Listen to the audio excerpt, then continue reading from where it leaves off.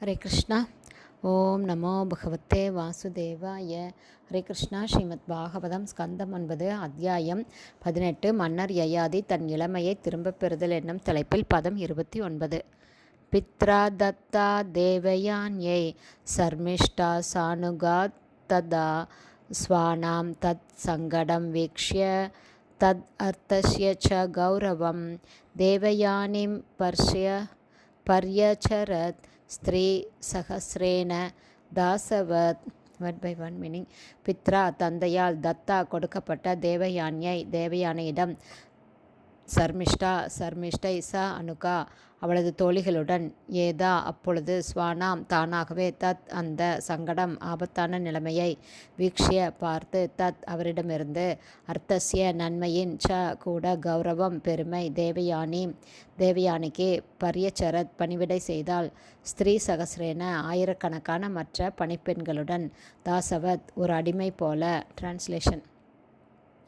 சுக்ராச்சாரியாரின் அதிருப்தி ஆபத்தை கொண்டு வரும் என்பதை அறிந்த ரிஷபர்வர், அவரது திருப்தி பௌதீக லாபத்தை கொண்டு வரும் என்பதையும் சரியாக எண்ணி பார்த்தார்.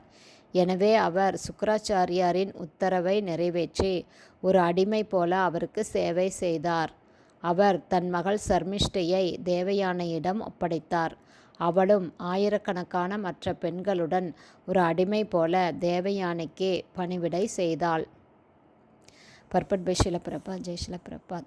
சர்மிஷ்டைக்கும் தேவயானைக்கும் நடந்த சண்டைக்கு முன் சர்மிஷ்டைக்கு பல தோழிகள் இருந்தனர் என்பதை நாம் பார்த்தோம். இப்போது அந்த தோழிகள் எல்லாம் தேவயானியின் பணிப்பெண்கள் ஆனார்கள். ஒரு பெண் ஒரு க்ஷத்ரிய அரசனை மணக்கும் பொழுது அந்த பெண்ணின் எல்லா தோழிகளும் அவளுடைய கணவனின் வீட்டிற்கு அவளுடன் செல்வது வழக்கம். உதாரணமாக, கிருஷ்ணரின் தாயான தேவகியை வசுதேவர் மணந்த பொழுது அவளது மற்ற 6 சகோதரிகளையும் அவர் மணந்தார். இவ்வாறாக தேவகியின் பல தோழிகளும் அவளுடன் சென்றனர். ஒரு அரசர் தன் மனைவியை மட்டுமல்லாமல் அவளுடைய பல தோழிகளையும் பணிப்பெண்களையும் கூட பராமரிப்பார். இந்த பணிப்பெண்களில் சிலர் கர்ப்பம் தரித்து குழந்தை பெறுவதும் உண்டு. இத்தகைய குழந்தைகள் தாசி புத்திரர்களாக ஏற்றுக்கொள்ளப்பட்டனர். அரசர் இவர்களையும் பராமரிப்பார். பெண்களின் தொகை எப்போதும் ஆண்களை விட அதிகமாகும்.